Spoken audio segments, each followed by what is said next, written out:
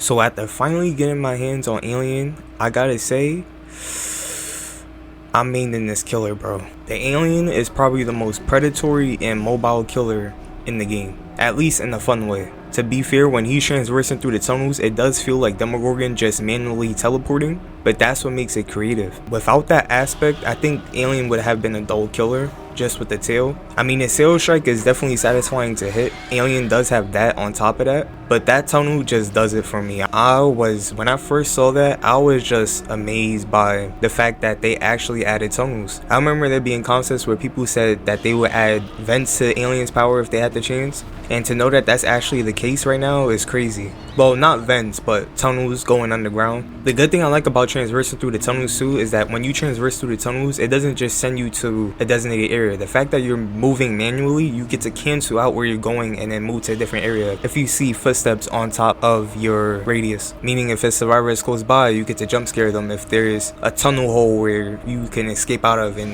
hit them, I guess. It's really fun to pull off. That tracking comes in clutch though, because what I would do is that I would just go inside the tunnel and navigate until I see footsteps, and then I'll just try to jump scare them. It always comes in handy. When the Alien releases, I'm gonna get better at that though. The tail strike I need to get a little bit more used to, but it does kind of remind me of Nemesis, tier 3 to be specific. It doesn't break pallets, nothing like that, but it does have a good enough range, especially if you use an Alien's new perk that gives Alien the haste when Alien hits a survivor. So what I would do is I will basic attack, that perk gives me the haste, and then I will line that up with the tail strike. I'm guessing that's the point of using that with Alien anyways, because I know if you was to probably use it with a different killer, it won't be too useful. At least in my opinion, I don't think it's that useful. But with killers who have range attacks, I can see you kind of lining up the attack when you have the haste ready. I'm not gonna lie, this power is not what I hoped for, but it is satisfying nonetheless. Because though I wanted Alien to crawl on surfaces, which I doubted anyways, this power they outdid themselves with this chapter, honestly. Alien's power is familiar, but it's extremely diverse at the same time. And what I really love about Alien is that Alien is not only fun to play, but fun to play against. It's so interactive when you could get a flame turret and then set it on the ground, and then the flame just starts shooting at Alien. It's really cool that they even added that, because most interactables in this game is pretty dull to use. You kind of just use it and be done with it, but the fact that you can actually interact and bait Alien to follow you into that flame turret is exciting. It's not even just a flame turret, but just Alien chasing you in general, ready to tail strike you while you're just trying to get away from Alien is fun. I had the only loop war against Alien who was just trying to tail strike me, and it was like the funnest time in the world. Speaking of Survivor, I'm literally only maining Ellen Ripley because of the cat animation in the lobby and this one perk that she has that she could set a trap on the pallet and it could just explode in Alien's face, slowing Alien down in the process. It kind of gives me Blast Mine vibes, but instead you just stick it on the pallet and it slows the killer down instead of just stunning them.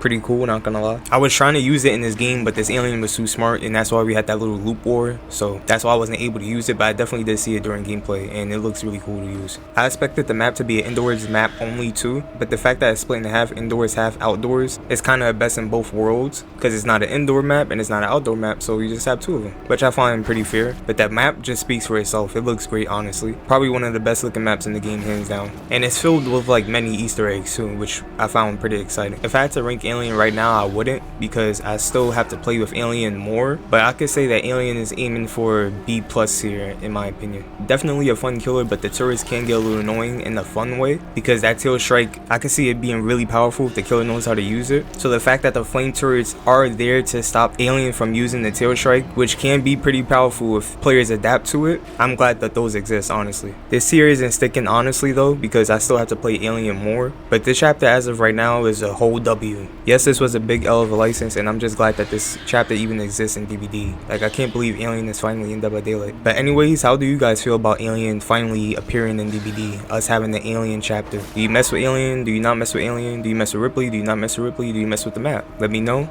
down below. Love y'all, take care, I'ma see you on the next one, and peace. Had a lot of bad ones this year, this